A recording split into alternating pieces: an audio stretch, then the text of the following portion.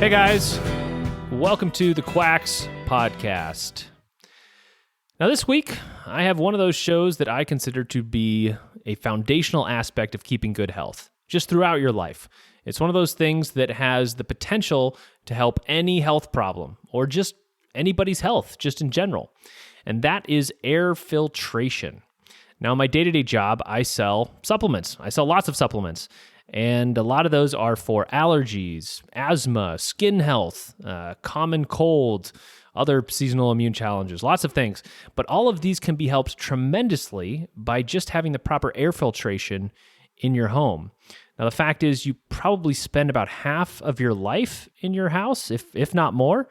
So even the smallest problem with dust or pollen or pet dander, or just any other particles, these can have this kind of cumulative impact on your health over time. So that even something very small, if you're exposed to it all the time, can lead to health issues. So for most of our history, humans did not live inside, at least as much as we do now. And when we did live inside, we were not bombarded by the modern day chemicals, glues, and other things that off-gas that we use to build our houses. Most people feel better when they are outside. I mean, I know I do. I always feel more refreshed and happy after spending a week out camping. And part of the reason behind this is indoor air pollution is estimated to be 2 to 3 times higher than outside air pollution. It's kind of crazy to think about that. See, our houses have become incredibly efficient at insulation and being sealed up to the outside world. So if you have an indoor air pollution issue, it tends to just stay there unless there's some type of ventilation going on. And your AC unit or your heater will do a little bit of this ventilation. But for example, here in Arizona, we turn the AC off after the summer is done, usually in October and sometimes in November. Most places would then turn their heaters on, but it doesn't get that cold here in Arizona. So a well-insulated house here in Arizona might not have much airflow for 4 to 5 months. Personally, I think my roommate and we used our heat once or twice this whole winter. So having a good air filter can be great for moving that air around and lowering the indoor air pollution. One of the things I really love about air filters is just how positive people's experience of them can be. So for example, here's a review from the IQ Air on Amazon. We live in a basement suite in an old house in a city that rains about 3/4 of the year. We were concerned we were breathing harmful air, mold specifically, from the various aspects of living in an old house in a very wet climate. Our sleeps would be really choppy, and we would experience wheezing and, sorry to be graphic, mucus in our lungs on a daily basis. I knew that it was due to the harmful allergens, mold spores in the air. Yeah, this is not the greatest grammar. My friend has many IQ Airs in his home and raves about them, so I bit the bullet despite the high price tag and bought one. Best decision ever. No more wheezing, no more mucus, and the most peaceful sleeps you can imagine. I love that. Calls them sleeps. Anyway, isn't that just awesome? Here's another one from the Winix 5500-2.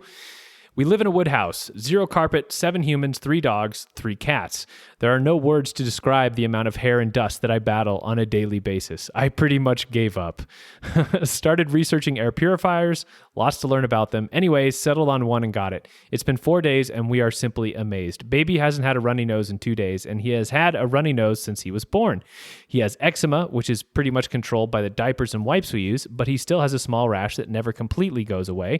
It's gone. My nose hasn't been an issue in 2 days and none of us have been coughing. We all coughed all the time. I love how that one ends. We all coughed all the time. So today we're going to talk about how to pick the best air filter for your home. I'm going to give you the knowledge that you need, that might be a little technical, to pick the right one. And then I will negate your free will that has blossomed from that knowledge, and I will tell you which one you should pick anyways. Now, I'm going to be getting a lot of this information from a guy named Carl Grimes, who I believe is some type of remediation expert for mold. I could be wrong about that, but he has an excellent PDF explaining many of these concepts on air filtration. I don't have a link for that PDF, but if you do want it, just email me at quackspodcast@gmail.com. I will send it to you. Be happy to. So let's do it. The air filter market is one of the sleaziest, most marketing-driven purchasing experiences I have ever come across. It is confusing. You don't know what different filters do. They all use different languages in tricky ways to make claims that they're not making claims about. It sucks. But thankfully, we are going to simplify it today. First, we need to clarify what types of filters are out there. Now, different companies call their filters by different names. There are two basic categories: air filters and air purifiers. Air filters clean particles out of the air by forcing air through a filtering medium. They clean by physically removing pollutants out of the air. There's no introduction of some new chemical or anything like that. Air purifiers, on the other hand, they do add something to the air. They add something to neutralize harmful particles. You might see air purifiers that use ozone or ions or something else that they say cleans the air. You can think of air filters kind of like your pool filter, which catches leaves and other things that are falling into your pool.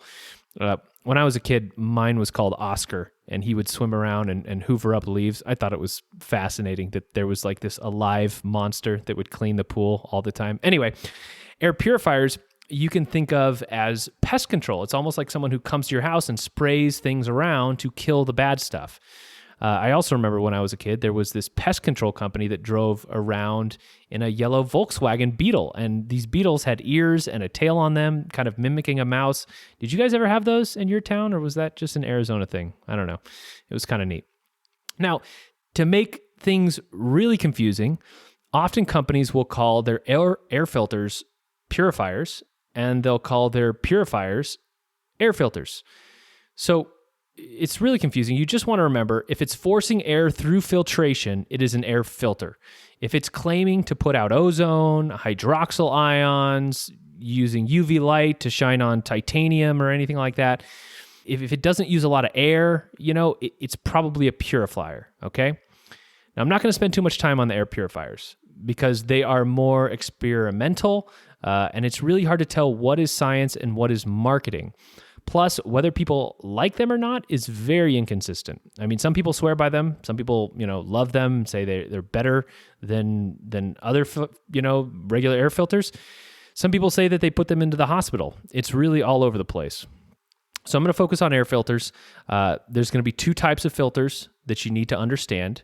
There's going to be particle filters and gas filters. And then there are companies that kind of combine the two and charge outrageous prices, but we're going to get to that later. Okay, so particles. Particles are things like pet dander, mold spores, dust, fumes, pollen, yeast and bacteria, tobacco smoke, and soot. When you have a window open and you can see little bits floating in the air through the sunlight, those are particles. When you hear about some lung condition happening in a third world country from, burning wood in the home, those are particles causing those problems. When someone says that they have allergies, they cough, or they're intolerant to cigarette smoke, those are particles causing those problems. The biggest difference between particles and gases are particles are much bigger. You can actually see with the naked eye many particles, although some are too small to see. Now, they measure particle size by something called a micron. So particles are, let's say 0.1 microns to 100 microns in size. And to give you an idea of how big a micron is, once you get below 10 microns, a particle cannot be seen by the naked eye. So above 10 microns, you can generally see it. Now, gases are much smaller, like much, much smaller. They can be as tiny as 0.001 microns. I'm sorry, 0001 microns, 3 zeros. So very small. One dust particle may be 20 microns in size, and you might be able to see it. And that would still be 200,000 times bigger than a gas particle. So really small. Things that are in this gas category are mycotoxins, which are toxins released by mold, pesticides, perfume fragrances. Viruses are in this category. You may have heard maybe one or two people say during the COVID pandemic that cloth face masks don't work. Well, that's because of how tiny viruses are. VOCs, which are volatile organic compounds or chemicals, these are in the gas category. VOCs are things like formaldehyde, additives in paint, glues, varnishes, smells from food preparation. Those are VOCs. So when you hear about people who get headaches from perfume, because their liver cannot clear those fragrances, there's gases causing those problems. When you hear about multiple chemical sensitivity or construction workers reacting to building materials, there are gases causing those problems. So gases, they can cause much more systemic health problems compared to particles. Gases are hidden. They're harder to detect. They're sneaky. They cause much more mysterious health issues than particles do. So to use an analogy, let's say you were swimming in the Amazon, just having a nice time floating along, and you were attacked by piranhas. Those piranhas would be like particles. They're well-sized fish, and if you get too many of them on you or in you or whatever, you're in trouble. If instead of piranha, you peed in the water, and the terrifying candiru fish used your urine to swim up your urethra and began to feed on you from the inside, that would be gases. That's a thing, by the way. It's terrifying. Look it up at your own risk and never swim in a lake in South America. So we want an air filter that gets rid of both particles and gases, right? Both the piranhas and the small but horrifying candiru fish. Well, thankfully, there are two different sets of technology that will tackle both. When it comes to particles, the only technology out there that you really need to know about is called True HEPA. Now, you're going to know it's True HEPA because it will have the tagline, and this is important, that it filters 99.7% of particles at 0.3 microns. Now, there's all kinds of other HEPA filters out there, and everyone claims to be able to kill the piranhas, get rid of the particles. And this is what makes buying filters so dang confusing, because you will see all kinds of claims about some specialized HEPA.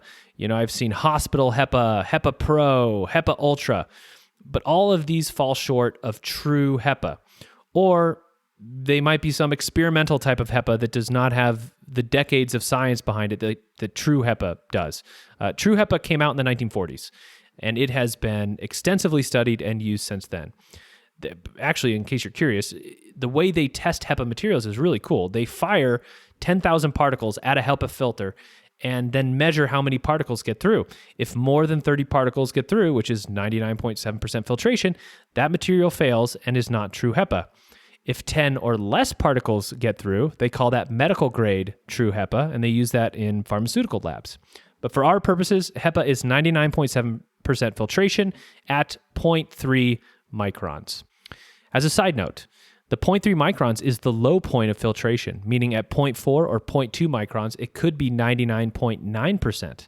So 99.7 at 0.3 microns is the bottom of the curve, and it gets better moving away from that point. So that takes care of the piranhas, right? What about gases? Well, sadly, gases pass right through a HEPA filter. Remember, some gas particles are 0.0001 microns, which is 3,000 times smaller than 0.3 microns from the HEPA rating. And if you don't understand that difference, you may get the wrong filter. I've seen people with chronic fatigue or multiple chemical sensitivity complain that their particle filter didn't help them. Well, it's because they needed a gas filter. So how do we tackle this dreaded candiru gas monster? Well, there's two main materials that are commonly used to filter gases, and they do this by chemically bonding to those VOCs or perfumes or whatever in the air. Now, those materials are activated charcoal and potassium permanganate. Now, sometimes you will see them by different names, like activated carbon or just carbon, and sometimes you will see potassium permanganate called impregnated carbon or impregnated alumina, but it's just these two that you have to know about. You may also see zeolite out there as another option that helps with gases, but it doesn't work as well as carbon anyways, so just forget about that stuff. You just have to remember activated carbon and potassium permanganate, or PP for short. So PP is going to save your PP from the candiru vampire fish. Now, one of the bummers about gas filtration is we do not get the same efficiency as we do with HEPA. Particles, with HEPA, we get 99.7% efficiency. But with charcoal and PP, we get about 30% efficiency. It's kind of a bummer, but it is what we have to work with. So to summarize, there are gases and particles. Particles are big. They can exacerbate lung problems, allergies, asthma. They can make colds and respiratory infections worse. They can cause mucus buildup, that kind of thing.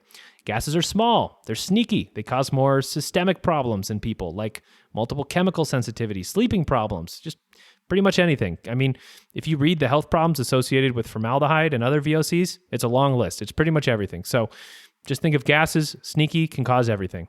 True HEPA filters, they take care of particles. Activated charcoal and PP take care of gases. Hopefully that is simple. Now, before we move on, I do want to cover the air purifiers, which add something to the air to purify it. These machines add things like ozone or hydroxyl ions into the air. These gases then combine with pollutants, and they're supposedly able to neutralize them. The problem is the science is really unclear on how effective these are. When ozone oxidizes some pollutant, there really is no guarantee that it is being oxidized into something that is less harmful than it was before it was oxidized. Ozone, that's also a lung irritant.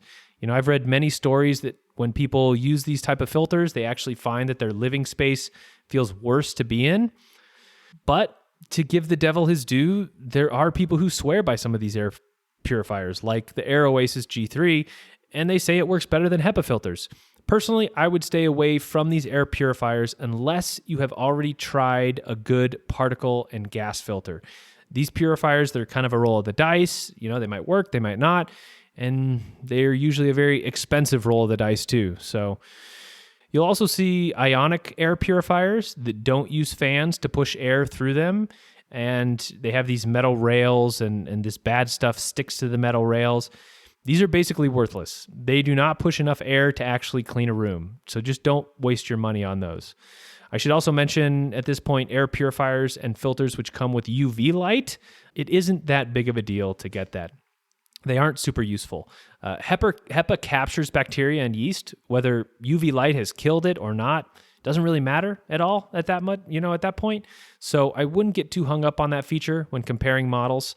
I've also seen, different ways to use UV light, like shining on titanium to create hydroxyl ions. Again, it's kind of experimental, and sometimes these ones don't really push much air around. They're just kind of passive. So yeah, some air comes in, and maybe these hydroxyl ions can kind of purify some of the air, but it's not enough to really get a full room purified. And sometimes these purifiers cost $1,000. So it's a direction you want to go after you've tried the other inexpensive options. So let's talk about how to choose the correct air filter for your home. Now, the biggest mistake that people make is they choose a filter that is too small for the room that they put it in. Let me say that again. The biggest mistake people make is they choose a filter that is too small for the room that they put it in. And part of it is the fault of the consumer, and part of it is the fault of the air filter manufacturers. So the thinking goes something like this. I want clean air, I have allergies or asthma, but I don't want to spend too much money, so I'm going to buy this $50 desk filter and put it where I work, and that's going to be helpful. Wrong. So I did the same thing last year. I bought 3 different filters that were about $75 each, and I put them in different rooms in my house thinking, oh yeah, this will just keep the general level of indoor air pollution down. Wrong. Totally wrong. After doing research for this episode, this thinking is not correct, is what I should say. So if you're not getting proper air filtration for a specific room size, you're basically not doing anything. You're throwing your money away. I know this is contrary to how people think because it's like, well, any bit of filtration helps, right? Well, think of it like this. Let's say the Grand Canyon is filled with marbles, and you have the terrible job of cleaning all those marbles, but the wind and the rain is constantly getting them dirty. Well, if you clean those marbles one tray at a time, yes, you're doing something, but are you really making a dent in that crappy job? You are not. So that's kind of what it's like. So how do you know if you're getting the proper air filter size for a room? Well, this is another area where the companies make this way too confusing. So most filters will tell you on the box how big the room is that they can cover. And it's almost always total BS that they're saying. I'm going to walk you through some math here quickly for people who are interested, but I will summarize it at the end to make it simple. So studies generally say that you need all the air in a room to filter through a HEPA filter 10 times in 1 hour to get 80% reduction of particles in that room. In other words, you need 10 ACH, 10 air changes per hour to get 80% reduction of particles in a room. Now, I'm going to assume that you want to get the most out of an air filter. You want to get as much particles out of the air as possible. I'm assuming that you have allergies or asthma or some other reason to get the particle count down to a very low level, similar to what it would be like to be walking around in nature. If you're trying to get issues addressed, then you need 10 ACH. So we want to buy an air filter that gets 10 ACH given the size of the room we are filtering. And this is how air filter companies can trick you. They will put on their label, good for an 800 square foot room. But that may only turn the air over 5 times in that large room. So for example, the ones that I bought, those $75 ones, they say that they filter a 215 square foot room and refresh the air 6 times per hour. Well, if you don't know that you need 10 air changes per hour to get 80% reduction of the particles, this sounds like a good deal, right? Wow, 6 times an hour, that must be good. But in actuality, this filter is good for around 120 square feet, and it's not going to be able to keep up with a larger room than that. So that means we need to ignore what the company puts on the box about how much square feet it can filter. These numbers are misleading. And instead, we need to calculate this number ourselves. We need to find a number called CFM or CADR. Now, these are often found in the technical specifications, maybe on the side of the box or maybe in the manual. Sometimes they're a little bit difficult to find. I will also link to a website that lets you look up filters and gives you the CADR. It takes a little extra work to find these numbers, but they are going to be useful. CFM is cubic feet per minute, and CADR is clean air delivery rate. Now, with these numbers, you can compare apples to apples. CADR is a bit more complicated, so we're going to ignore that one for now. But if you do come across it, just know that it is usually a little less than the CFM rate. So if a filter has 132 CADR, it's around a 140 CFM. Now, CFM tells you how much air is going to go through a filter per minute. So it's cubic feet of air per minute. Now, because these numbers let us compare filters to each other easily, if you have 2 different filters that you're looking at and they have the same CFM, choose the cheaper one. They're basically filtering out the same amount of air. So, eureka, we can use these numbers to cut through the marketing BS and find out which filter is best for us. So here's the math part. Basically, you calculate the cubic feet of a room. So if a ceiling is 8 feet and the room dimensions are 10 by 15, then you have 1,200 cubic feet in that 150 square foot room, 8 by 10 by 15. If you have a 200 CFM machine, meaning 200 cubic feet per minute, it will turn the air over in that room every 6 minutes.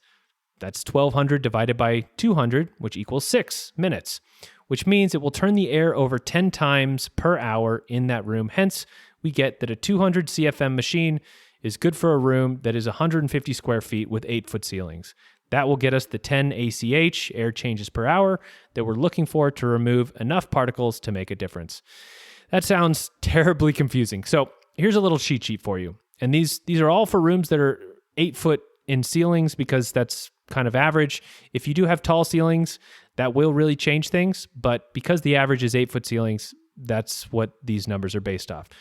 150 CFM is good for 115 square foot. 200 CFM is good for 150 square foot room. 250 CFM is good for a 200 square foot room. 300 CFM is good for a 225 square foot room. 350 CFM is good for a 250 square foot room. And 400 CFM is good for a 300 square foot room. Now, you won't really find any air filter that is much above 400 CFM. 400 CFM is already going to sound like a jet engine. So getting higher than that is just not a good idea if you enjoy hearing things. Now, what this means is there really are no air filters on the market that can clear a room that is higher than 300 square foot. This is a big deal to know. I see so many filters saying that they can clear 800 square feet. And that's just not true. And sometimes they have a CFM below 200. It is just insane the amount of BS in the marketing for filters out there. So that is the cheat sheet you need to compare different air filters against each other. A decent CFM that is good to shoot for is 250 CFM. Above that, the air filter starts to get very loud and pretty expensive. Below that, and you lose the power to clean an average room size. So it's often less expensive and more energy efficient to buy a couple 250 CFM machines than to get one 400 CFM machine.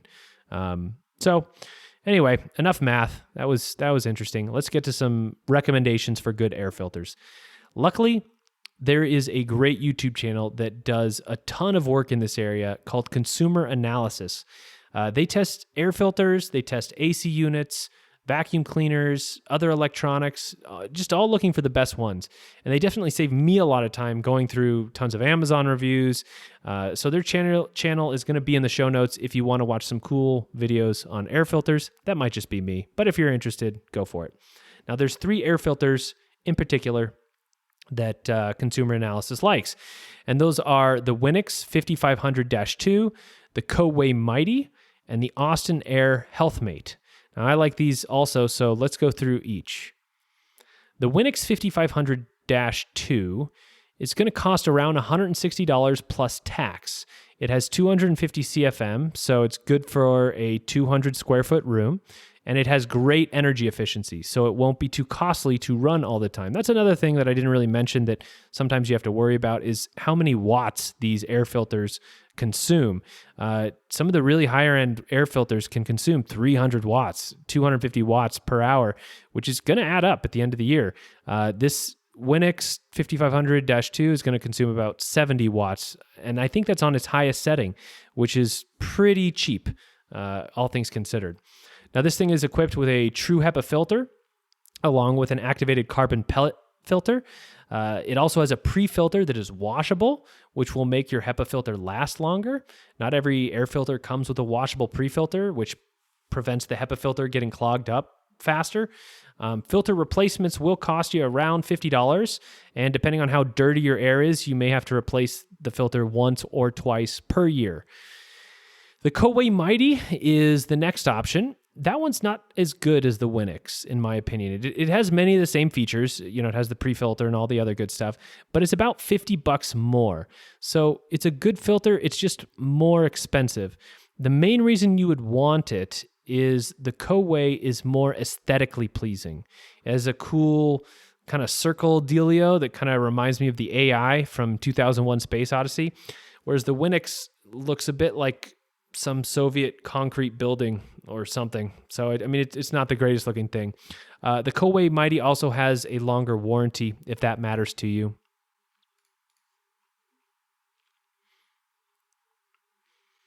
The next one is the Austin HealthMate, and that is a totally different animal than these first 2 filters. Now, this one's going to be around $600. The biggest difference is it's going to be much better at filtering gases than the Winix or the Coway. Remember, there's particles and there's gases. The Coway and the Winix, they're much better at filtering particles than they are gases. Now, as we go through these air filters, you're going to notice that filtering gases is much more expensive. The Austin HealthMate, it comes with 15 pounds of carbon and zeolite in its filter, along with a true HEPA filter. So it's an extra $350, and what does that really get you over the Winix? Well, the Winix is a great HEPA filter, and it comes with kind of a sprinkling of gas filtration. With that, it has about a pound of activated carbon in that pellet filter it puts in there. So really, the Winix is good for most people's needs, but the Austin HealthMate, it has 15 pounds of gas filtration, so much stronger. That's where the extra cost, the extra $350 is going. I actually thought about getting an Austin Air when I was looking at filters. But one reason I really didn't like it is because it's very loud, and the filters are quite costly to replace as well. They say you only have to replace the filters every 3 to 5 years. I don't know about that. Plus, they say that they will prorate them. But these filter replacements for the Austin can be like $300 and higher, which is just too much, in my opinion. I'd rather pay the $50 for the Winix. So, But let's say that you do want extra gas filtration. Let's say you like the Winix, but it doesn't have enough gas filtration and you don't want to pay $300 for replacement filters. I think a better option is to get a filter that does just gas filtration and doesn't try and combine them like the Austin Air. So for example, the Faust 160 R2 gas filter, after shipping and taxes, this is going to run you around $500, so still expensive, but the replacement filters are under $100. Plus, you can get a mixture of activated carbon and potassium permanganate, so the PP, our old friend, which protects us against the hated Candiru fish. So you save versus the Austin Air, and you get 2 gas filtration mediums versus just the one with the Austin Air. So if you got the Winix plus the 160 R2, you're going to have $150 or so in replacement costs every year, and it's going to cost you around $660 versus the Austin, which would be $600 plus $300, filtration costs. So it's marginal how much you save, but I think that would be a better option, and that's what I would suggest getting. The Winix is going to be good for most people and give you the best bang for your buck. And if you want that further gas filtration, get the Faust 160 R2. There are a couple other filters that I think deserve an honorable mention real quick. The IQ air filters from Switzerland. These are super top of the line products. Like, this is the best of the best. They combine good particle and good gas filtration, but you are going to pay for it. They're going to cost you an arm and a leg, something in the $900 range. And to get that fancy gas filtration version, that's going to be $1,200. You're just going to pay a lot. You're also going to pay hundreds of dollars in air filter replacements every year. So for me, that's a no thanks, but they are worth mentioning because there are a lot of people who love these things, and they should. For what you pay, you should love that thing. Blue Air is another company that makes good air filters. They're going to be expensive as well.